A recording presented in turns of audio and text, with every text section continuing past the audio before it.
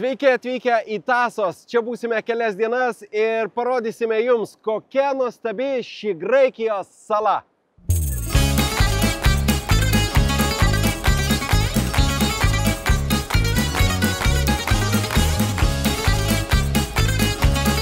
Piskrinu. Au! Prakirto nagą. Marmurinio paplūdimio vanduo. Labai geras. Taip sako, geriausiai atsiskleidžia aromatas. Golden Beach. Atrodo kaip mūsų palangėlė.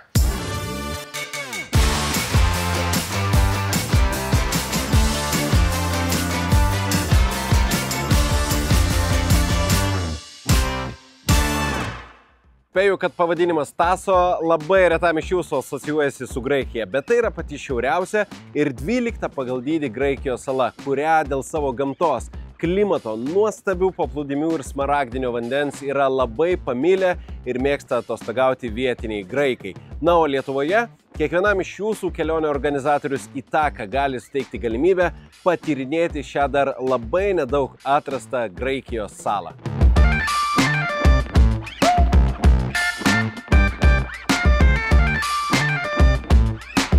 Tasos sala neturi savo oro uostą, tad mūsų kelionė į šį Graikijos perlą prasideda nuo istorinio Kavalos miesto, kurį, jeigu turėsite laiko, taip pat būtinai aplankykit.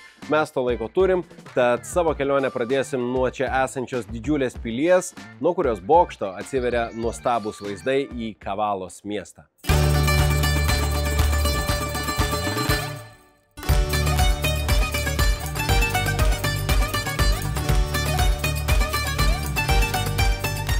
Metrų aukščio bokštas, į kurį tokią karštą dieną lipant atrodo, kad čia kur kas daugiau, bet wow, kokie fantastiniai Kavalos miesto vaizdai atsiveria nuo šio bokšto. Jeigu čia norint patekti, reikia įsigyti bilietą. Vietoje jis kainuoja 4,50 €. Vaizdas į senamiestį, vaizdas į uostą, vaizdas į Egėjo jūrą ir kažkur štai čia matau vaizdą į vieną lankomiausių dar šio miesto ir žinomiausių istorinių pastatų. Tai yra Kavalos akvedukas. Šiaip tai ką noriu pasakyti, kad tokią karštą vasaros dieną nepamirškit visą laiką turėti šalto vandens, nes kitaip galima išprotėti.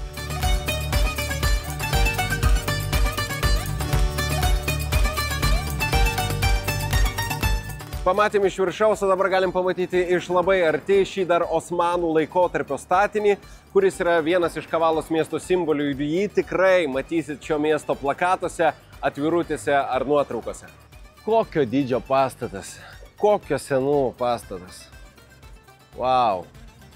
Istorinės sienos. Šiaip sunku patikėti, kad tai buvo pagrindinis vandens kelias iš visų krioklių, upių, šaltinių ir tas vanduo aprūpindavo visą Kavalos miestą.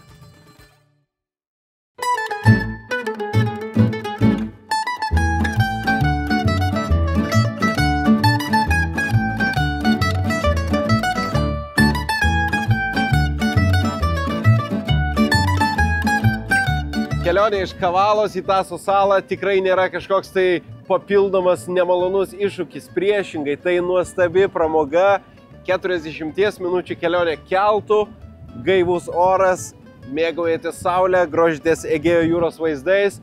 Jūs lydi šimtai žuvėdrų, kurioms galit pamojuoti, gal ir galit jiems vieną kitą užkandį padovanoti ir žinoma, jau prieš akis atsiveria ir jūsų kelionės tikslas – žavioji Tasos sala.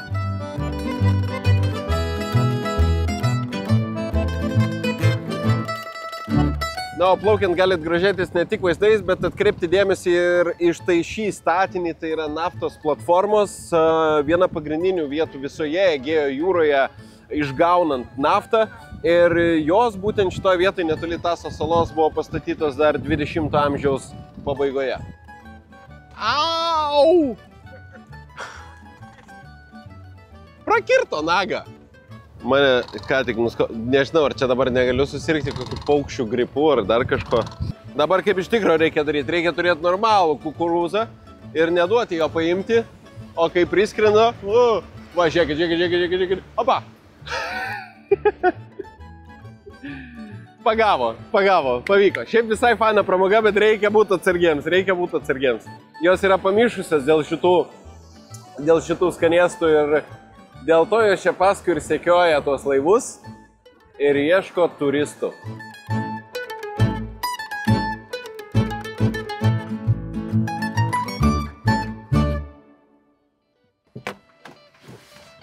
Sveiki atvykę.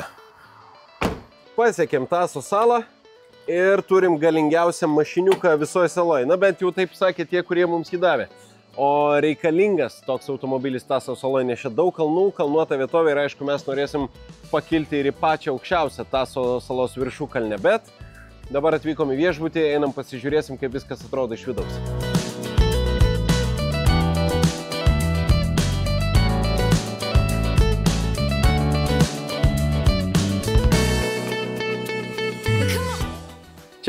Čia, po kiekvienos dienos filmavimų ir kelionių aš mirksiu šitam baseinė. Jis gal šildomas? Visiems visą laiką smalsu, kaip atrodo viešbučio kambariai. Mano numeris 116, užėjkit, pažiūrėkit. Tvarkingas vonios kambariukas. Didelė spinta, jeigu atvažiuosit su daugybė daiktų, tai tikrai galėsit viską čia susikrauti. Kondicionierius, dvigulė lova, veidrodis, televizorius, sofkutė netgi yra. Bet man labiausiai patinka ši terasa, didžiulė, daug vietos, vaizdas į baseiną, vaizdas į kalnus ir tas cikadų caksėjimas. Nežinau, ar jūs girdit? Jisai pradžiai erzina, po to prie jo pripranti, o galiausiai tu jį tiesiog įsimylė. Na, o dabar intarpas skirtas mūsų kelionės draugams ir ištikimiems partneriams gertuva bei specialus pasiūlymas jums.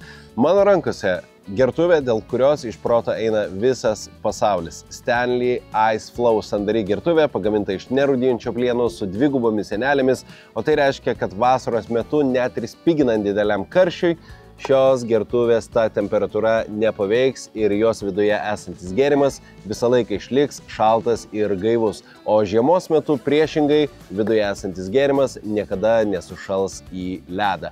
Tai apsilankykit Gertuva LT arba Gertuvos fizinėse parduotuvėse, rasit įvairiausių spalvų ir skirtingų dydžių ir galėsit išsirinkti savo mėgstamą ir jums labiausiai patinkančią Stanley gertuvę. Na, o geriausias dalykas tas, kad iki pat Liepos pabaigos apsilankę Gertuva LT arba Gertuvos fizinėse parduotuvėse su kodu keliauk paprastai 15 gausit 15% nuolaidą visoms Stanley gertuvėms. Nukeliaukit, išsirinkit ir turėkit savo kelionių draugą.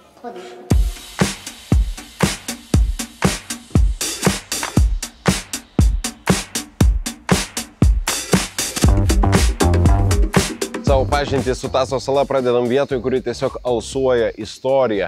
Senasis Taso salos uostas buvo įkurtas dar 7 amžiui prieš mūsų erą. Būtent iš šitos vietos pro šiuos vartus vyko didžiulis judėjimas. Iš Taso salos buvo eksportuojama mediena, auksas ir žinoma žymusis Taso salos marmuras, kuris aprūpindavo juo ne tik kitus Graikijos miestus, bet ir Romos imperiją. Tai šitoj vietoj prieš daug metų būdavo pats didžiausias judesys, kuris vykdavo Taso saloje.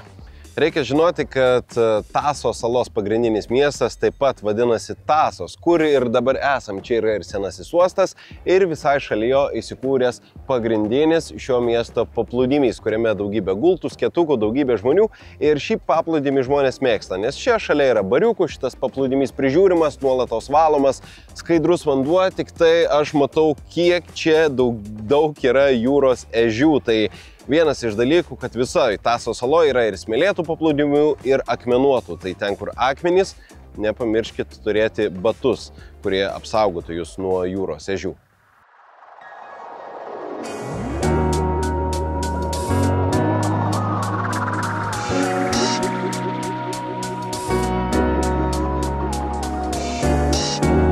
Taso sala garsi savo paplūdimiais, smaragdiniu vandeniu ir paplūdimiuose įsikūrusiais barais, bet Kernagijo Beach Bar yra vienas garsiausių Taso saloje ir visai netrukus pamatysit, kodėl, kaip nuostabiai čia viskas atrodo ir šiame bare yra netgi specialūs taškai skirti tiems, kurie nori pamatyti pačius gražiausius salos saulėlydžius. Eime!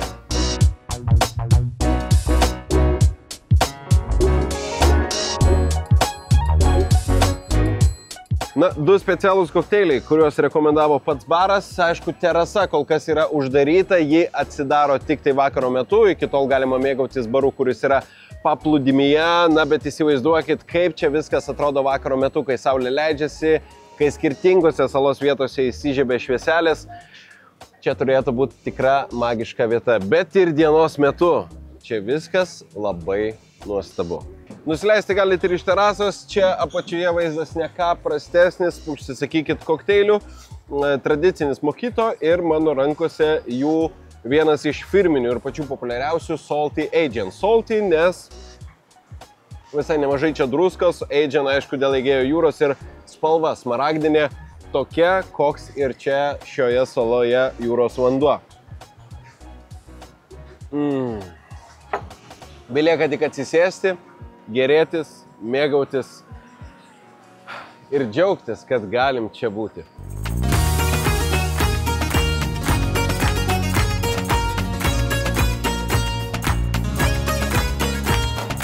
Senovinis Taso teatras, kaip ir daugelis vietų Graikijoje, įkurtas ir pastatytas dar prieš mūsų erą. Smagiausia dalis, aišku, yra keliukas iki jo. Jau lipant ir žingsniuojant iki šios vietos pradeda atsiverti nuostabus Taso vaizdai.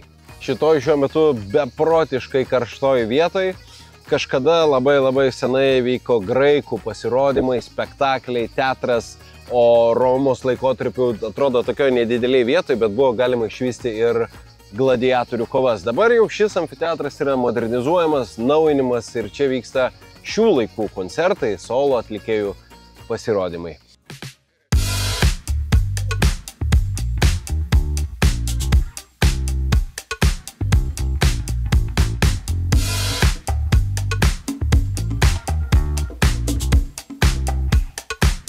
Sveiki atvykę į patį populiariausią Taso salos paplūdimį, turbūt matot pagal žmonių kiekį. Ir visi jie čia dėl šių baltų akmenukų, o tai yra marmuro akmenukai. Taso sala garsi savo marmuru, na, o čia jų yra dėl to, kad visai netoliese čia yra ir marmuro karjerai. Visi žmonės išprotėję, nori būti, nori vaikščioti, labai gera jų savybė, kad jie neįkaista, tai net ir pačią karščiausią vasaros dieną gali čia vaikščioti basomis. O dabar patikrinkim, koksgi to marmurinio paplūdimio vanduo. Labai geras, labai geras. O čia visiems tiems, kurie galvoja, kad gali parsivežti namo marmuro akmenuką. Ne, juos reikia palikti čia, nes vėliau oro uoste gali turėti ir problemų. Mūsų kelionė aplink salą tęsiasi toliau, bet šį paplūdimį esantį man už nugaros mes paliekam su labai geromis emocijomis ir tikrai būtinai čia atvykit. Paplūdimio darbo laikas nuo 7:30 ryte iki 10:30 vakare. Tai turbūt geriausia rekomendacija vykti ryte, kada gali būti mažiau žmonių. Čia yra gultų, yra skėtukų, kuriuos galima išsinuomoti, bet yra ir vietų, kur galite atvykti ir su savo rankšluosčiu, ir su savo skėčiu, ir neišleisti čia nei euro, bet pasimėgauti fantastiniu paplūdimiu, kurio tokio unikalaus tikrai niekur kitur nerasite. Padarėm tokį trumpą sustojimą, nes pamatėm kažką nuostabaus, tai yra marmuro karjeras, marmuro kasyklos ir Taso sala žinoma dėl savo ypač balto, ypač lygaus, ypač švaraus ir gražaus marmuro. Radau skilusį gabalėlį, jį laikau savo rankose, visas žvilga, neapdirbtas, bet jau gražus, jau galėtų būti suvenyras, aišku, nieks jo imti man čia neleis, aš jį turėsiu palikti, bet tai, kaip atrodo šitas kalnas, priverčia tiesiog įsižioti, bet tuo ir garsi savo marmuru Taso sala.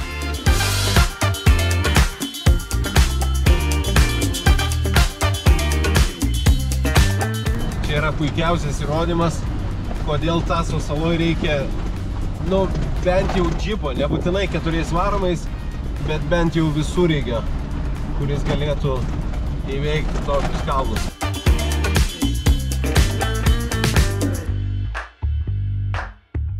Visa Graikija ir aišku Taso sala nėra išimtis, garsi dėl savo alyvuogių ir alyvmedžių. Mes atvykom į alyvuogių aliejaus muziejų, vieną seniausių Taso saloje.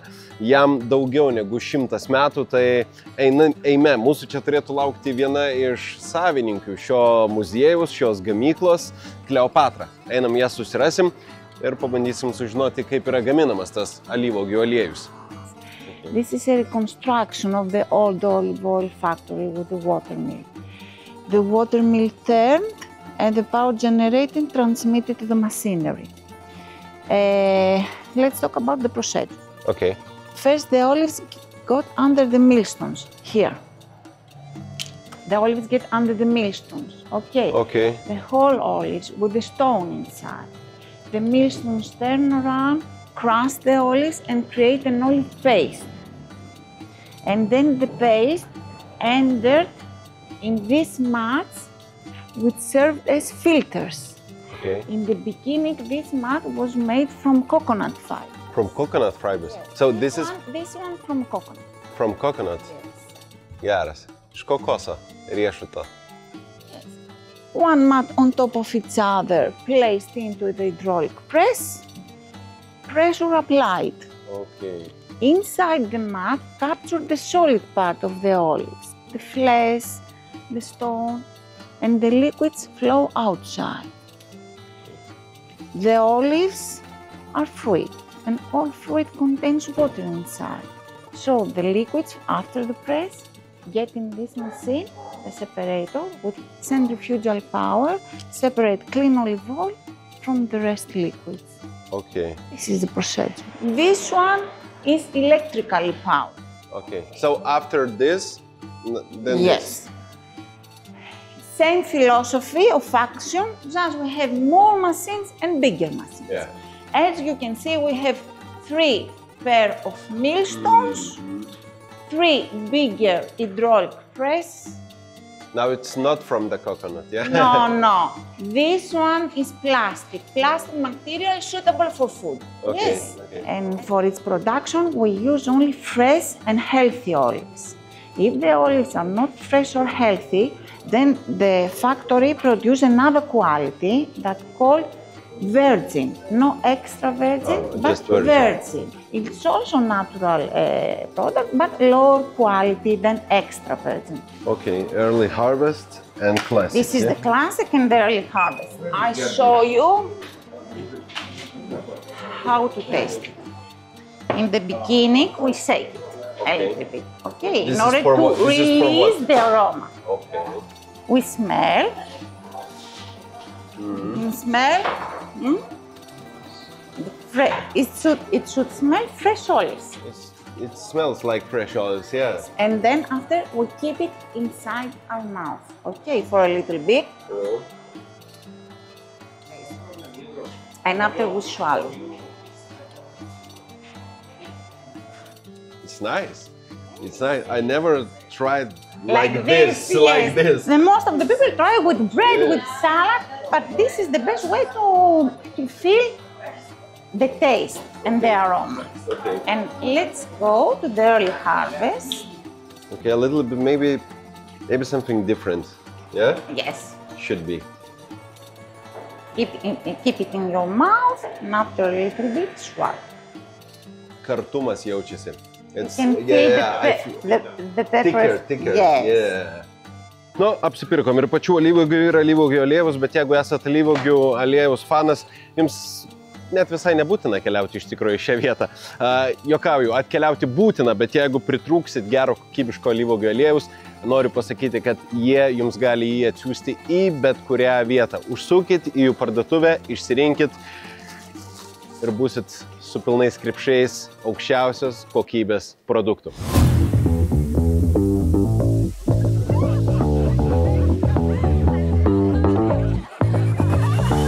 Golden Beach atrodo kaip mūsų palangėlė. Baltas, minkštas smėliukas. Jūra tik tai čia žydresnė.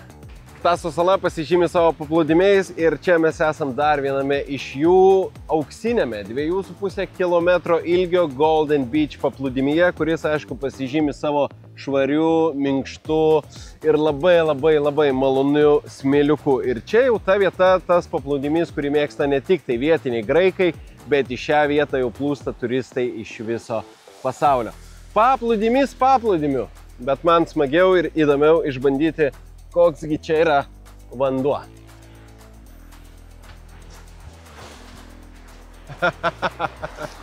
Jeigu paplūdimys ir primena Baltijos jūrą, tai vanduo visai neprimena.